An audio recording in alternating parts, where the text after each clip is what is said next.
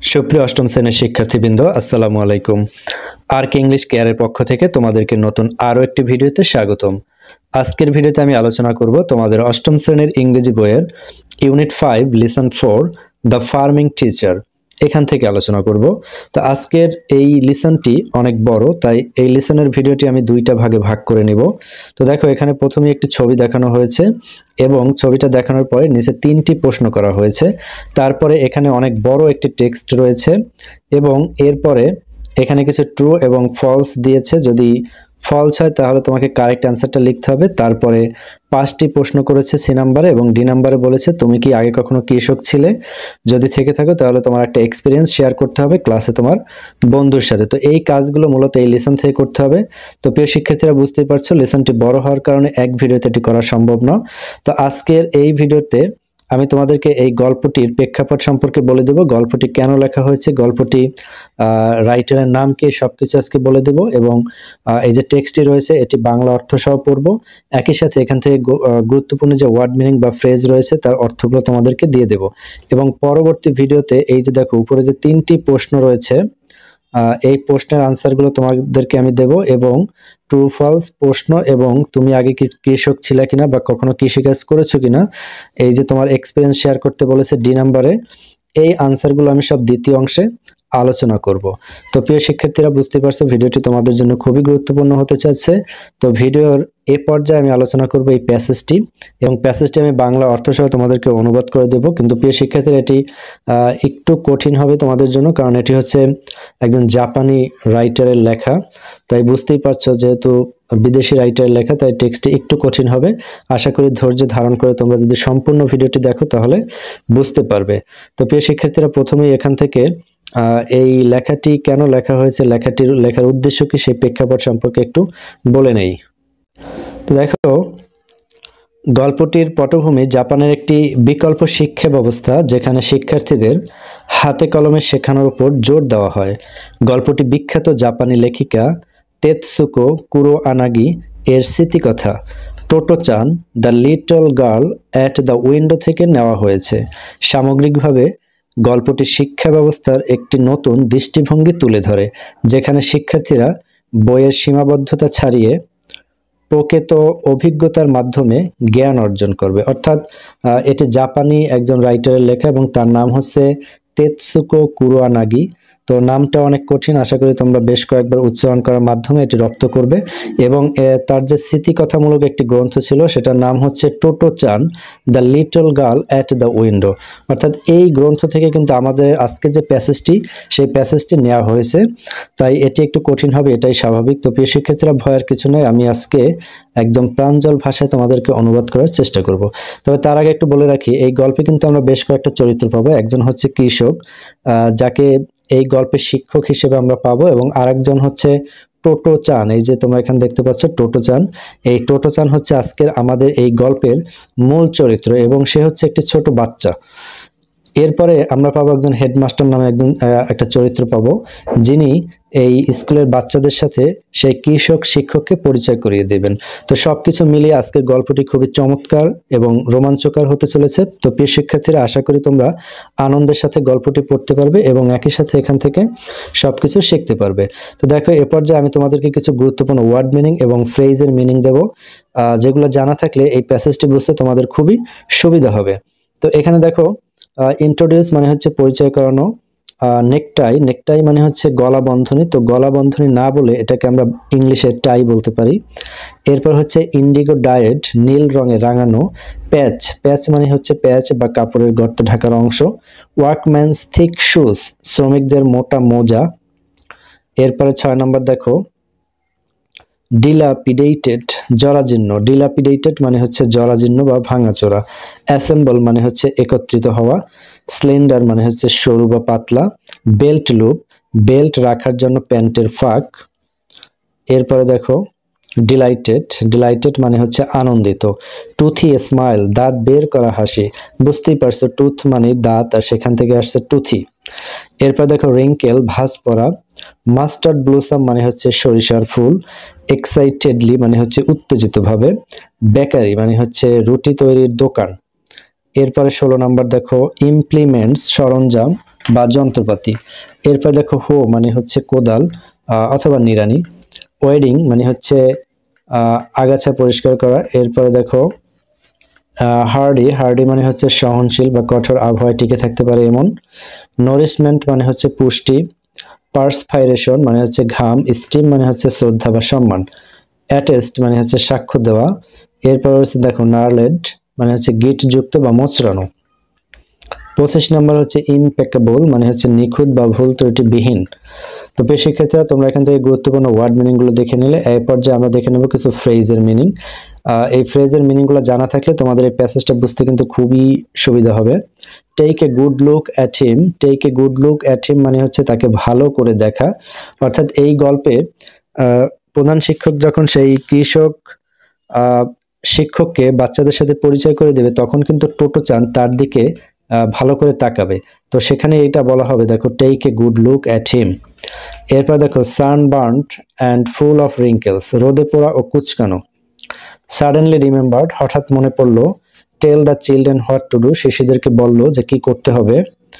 এরপরে shaded by trees মানে হচ্ছে গাছের ছায়ায় ঢাকা। এরপর হচ্ছে his hands never stopped pulling out weeds, তার হাত কখনো আগাছা টেনে তুলতে থামেনি। The children's were dripping with perspiration, শিশুরা ঘামে ভিজে যাচ্ছিল। এরপর দেখো the joy of seeing the seeds they had planted themselves sprouted, তারা নিজেরা যে বীজ বপন করেছিল তা গজাতে দেখে আনন্দ অনুভব করা। The very heart of piece, প্রকৃত শান্তির কেন্দ্র। তো প্রিয় শিক্ষার্থীরা, তোমরা গুরুত্বপূর্ণ ওয়ার্ড মিনিং এবং কিছু ফ্রেজের মিনিং দেখে নিলে, যার ফলে প্যাসেজটি বুঝতে তোমাদের খুবই সুবিধা হবে। তো চলো এখন আমরা প্যাসেজটিকে বাংলা অর্থ সহ পড়ি।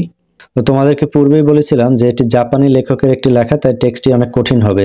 তাই তোমাদের সুবিধার জন্য আমি প্রত্যেকটা সেন্টেন্সের নিচে এখানে বাংলায় লিখে দিয়েছি, যাতে করে তোমরা সহজেই বুঝতে পারো। আমি যদি শুধুমাত্র অনুবাদটি তোমাদেরকে মুখে বলে দিই, তাহলে তোমরা সেটি মনে রাখতে পারবে না। তো প্রিয় শিক্ষার্থীরা, দেখো আমাদের টেক্সটটি শুরু হয়েছে এভাবে। This is your teacher today, এটাই তোমাদের আজকের শিক্ষক। He is going to show you all sorts of things, তিনি তোমাদেরকে অনেক কিছু শেখাবেন। এরপর দেখো with that the headmaster introduced a new teacher, এই কথা বলে প্রধান শিক্ষক একজন নতুন শিক্ষককে পরিচয় করিয়ে দিলেন। Totto-Chan took a good look at him, Totto-Chan ভালো করে তার দিকে তাকালো। এরপর দেখো in the first place he was not dressed like a teacher at all, প্রথমত তিনি একজন শিক্ষকের মতো পোশাক পরেননি। এরপর দেখো he wore a short striped cotton or jacket over his undershirt, and instead of a necktie he had a towel hanging around his neck. তিনি একটি ছোট ডোরাকাটা সুতি কাজের জ্যাকেট পরেছিলেন, আর গলায় টাইয়ের পরিবর্তে একটা তোয়ালে ঝোলানো ছিল। As for his trousers, they were of indigo dyed cotton with narrow legs and were full of patches. তার প্যান্ট ছিল নীল রঙে রঞ্জিত সুতি কাপড়ের, যা অনেক জায়গায় সেলাই করা ছিল। Instead of shoes, he wore workman's thick, two-toed, rubber-soled socks, while on his head was a rather dilapidated straw hat. জুতোর পরিবর্তে তিনি মজুরদারদের মোটা 2 আঙ্গুল বিশিষ্ট রাবার তলাযুক্ত মোজা পরেছিলেন, আর মাথায় ছিল একটি পুরনো খড়ের টুপি। এরপরে দেখো The children were all assembled by the pond at কুহনবুৎসু temple, শিশুরা সবাই কুহনবুৎসু মন্দিরের পুকুরের পাশে জড়ো হয়েছিল। এখানে মন্দিরটির নাম হচ্ছে কুহনবুৎসু। তো বুঝতেই পারছো জাপানি শব্দ যেহেতু, তাই একটু কঠিন। এরপর দেখো as she stared at the teacher, টোটো-চান thought she had seen him before. শিক্ষকের দিকে তাকিয়ে টোটো-চান ভাবলো সে আগে তাকে দেখেছে। Where, she wondered, কোথায় সে ভাবলো। His kindly face was sunburnt and full of wrinkles. তার সদয় মুখটি রোদে পোড়া ছিল এবং অনেক ভাঁজ পড়েছিল। Even the slender pipe dangling from a black cord around his waist that served as a belt looked familiar. তার কোমরে কালো দড়িতে ঝুলে থাকা সরু পাইপ যা বেল্ট হিসেবে ব্যবহৃত হচ্ছিল সেটাও পরিচিত লাগছিল। এরপর দেখো, she suddenly remembered, সে হঠাৎ মনে করতে পারল, aren't you the farmer who works in the field by the stream? She asked him delightedly. আপনি কি সেই কৃষক নন যিনি নদীর ধারে মাঠে কাজ করেন? সে আনন্দিত হয়ে জিজ্ঞেস করল। That's right, said the teacher with a toothy smile wrinkling off his face. ঠিক তাই, শিক্ষক বললেন হাসি ফুটিয়ে মুখে ভাঁজ ফেলে। You pass my place every time you go for year walks to কোহুন বুচ্ছ। তুমি যখনই কোহুন বুচ্ছ হাঁটতে যাও তখনই আমার জায়গার পাশ দিয়ে যাও। That's my field, that one over there full of mustard blossoms. ওটাই আমার ক্ষেত, ওই যে সরিষা ফুলে ভরা। এরপর দেখো, wow, so you are going to be our teacher today? cried the children excitedly. ও, তাহলে আজ আপনি আমাদের শিক্ষক, শিশুরা উত্তেজিত হয়ে বলল। Now, said the man, waving his hand in front of his face. না, লোকটি তার মুখের সামনে হাত নেড়ে বলল, I ain't a teacher, I'm just a farmer. Your headmaster just asked me to do it, that's all. আমি কোনো শিক্ষক নই, আমি শুধু একজন কৃষক। তোমাদের প্রধান শিক্ষক শুধু আমাকে এটি করতে বলেছেন, এই যা। এরপর দেখো, oh yes he is your farming teacher, said the headmaster standing beside the children. হ্যাঁ, অবশ্যই তিনি শিক্ষক, তিনি তোমাদের চাষাবাদের শিক্ষক।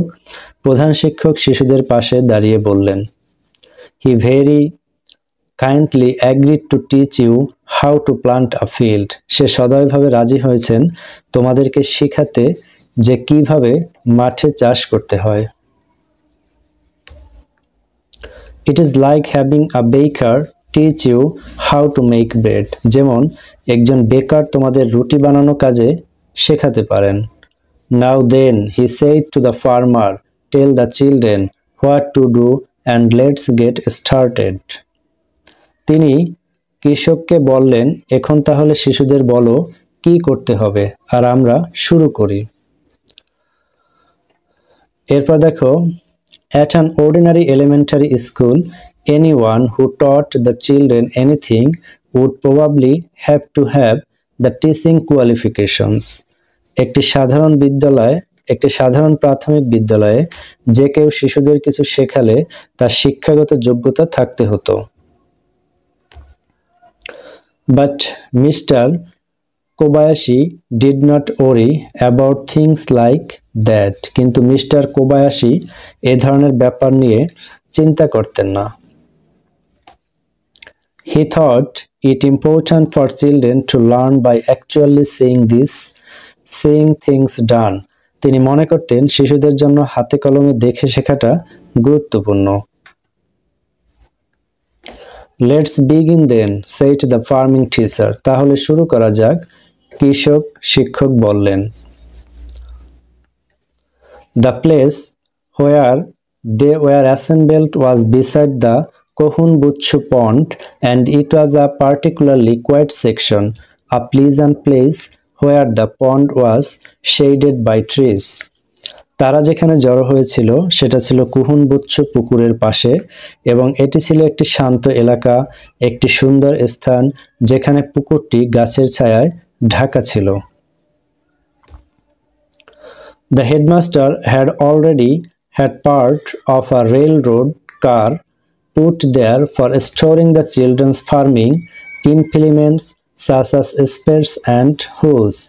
প্রধান শিক্ষক আগেই সেখানে রেলগাড়ির একটি অংশ রাখার ব্যবস্থা করেছিলেন যেখানে শিশুদের কৃষিকাজের সরঞ্জাম যেমন কোদাল ও নিড়ানি রাখা হতো।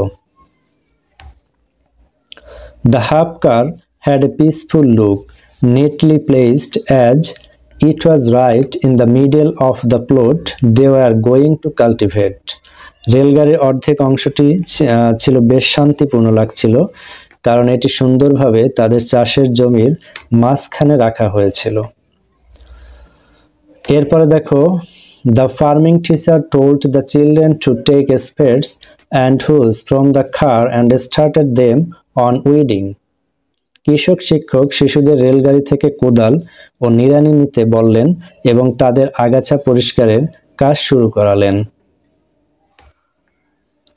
He told them all about weeds, how hardy they were, how some grew faster than crops and hid the sun from them, how weeds were a good hiding place for bad insects, and how weeds could be a nuisance by taking out the nourishment from the soil. তিনি তাদের আগাছা সম্পর্কে সবকিছু বললেন, এগুলো কতটা কঠিন, কিভাবে কিছু আগাছা ফসলের চেয়ে দ্রুত বাড়ে এবং সূর্যের আলো আটকে দেয়, কিভাবে আগাছা ক্ষতিকর পোকামাকড়ের লুকানোর স্থান হয় এবং কিভাবে আগাছা মাটির পুষ্টি শোষণ করে সমস্যার সৃষ্টি করে। He taught them one thing after another. তিনি তাদের একের পর এক বিষয় শেখালেন। And while he talked, his hands never stopped pulling out weeds. আর যখন তিনি কথা বলছিলেন তখন তার হাত আগাছা উপড়ানো বন্ধ করেনি। অর্থাৎ তিনি কাজ করছিলেন আর কথা বলছিলেন, তিনি কাজ বন্ধ করে কথা বলতে পছন্দ করেন না। The children did the same. শিশুরাও একই কাজ করলো। Then the teacher showed them how to make furrows, how to spread fertilizer, and everything else you had to do to grow things in a field, explaining as he demonstrated. তারপর শিক্ষক তাদের দেখালেন কিভাবে নিড়ানি দিতে হয়, কিভাবে খাস তৈরি করতে হয়, কিভাবে সার ছড়াতে হয় এবং মাঠে ফসল ফলাতে যা যা করতে হয় তিনি তা ব্যাখ্যা করতে করতে দেখালেন। A little snake put its head out and very nearly bit the hand of Tachan, one of the older boys, but the farming teacher reassured him. একটি ছোট সাপ মাথা বের করলো এবং প্রায় বড় ছেলেদের একজন টাচানের হাত কামড়ে দিতে যাচ্ছিল, কিন্তু কৃষক শিক্ষক তাকে আশ্বস্ত করলেন, The snakes here ain't poisonous and they won't hurt you if you don't hurt them.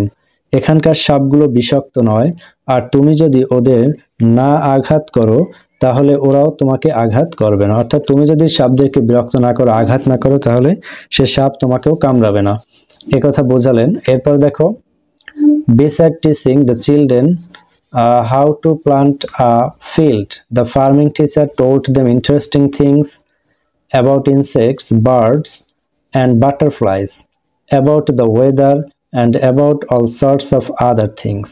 শিশুদের মাঠ চাষের পদ্ধতি শেখানোর পাশাপাশি কৃষক শিক্ষক তাদের পোকামাকড়, পাখি ও প্রজাপতি সম্পর্কে, আবহাওয়া সম্পর্কে এবং অন্যান্য অনেক মজার বিষয় সম্পর্কে বললেন। His strong knurled hand seemed to attest that everything he told the children he had found out himself through experience. তার শক্ত খসখসে হাত দেখে মনে হচ্ছিল তিনি যা কিছু বলছেন সবই নিজের অভিজ্ঞতা থেকে শিখেছেন।